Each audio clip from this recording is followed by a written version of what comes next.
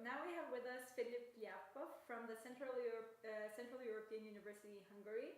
You had a presentation today in one of our panels on populism and the crisis of liberal democracy, and your paper was on crisis discourses then and now, a discursive comparison between interwar and contemporary nationalistic formations in Bulgaria. Could you tell us more about your paper to our YouTube viewers? Sure. So I'm working initially on the interwar period, but I was curious how contemporary discourses are influenced by the interwar ones. So I look at the concept of crisis, influenced by a theoretical model from 2014 by the political scientist Benjamin Moffitt. And what I'm doing is applying this model to the Bulgarian case.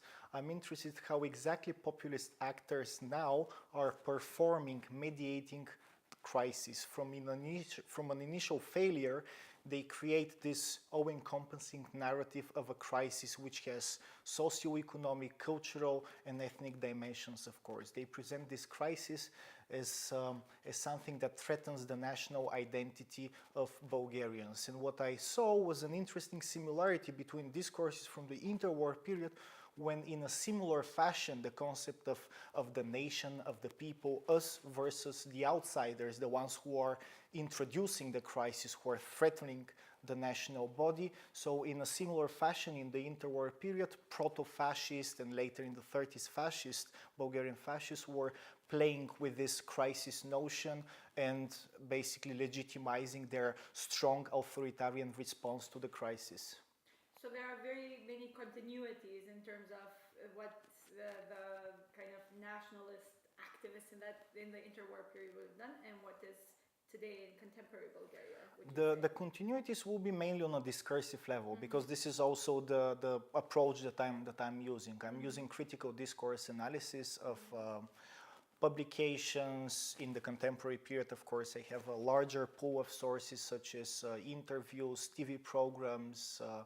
Also, I focus on events as potential vehicles for mobilization and expressing certain discourse.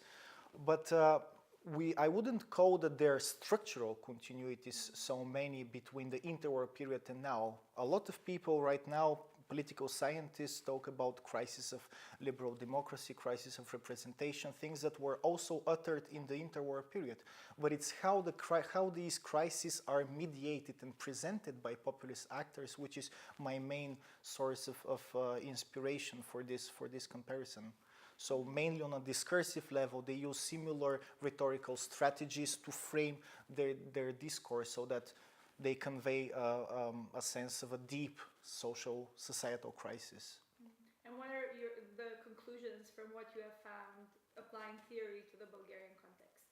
My conclusions will mainly be that first, in the interwar period, in a much more authoritarian political climate, it was harder for fascists to find their own niche, because their messages were often co-opted by the mainstream royal dictatorship.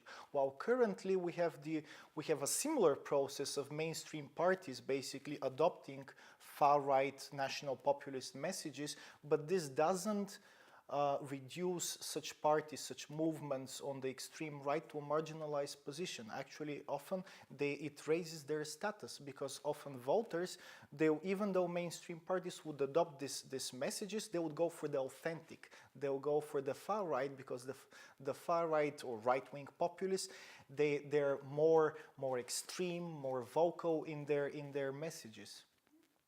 Perfect. Thank you very much, Filip. Thank you. Thank you. And I hope you enjoy the rest of the conference. Sure. Thanks a lot. Thanks.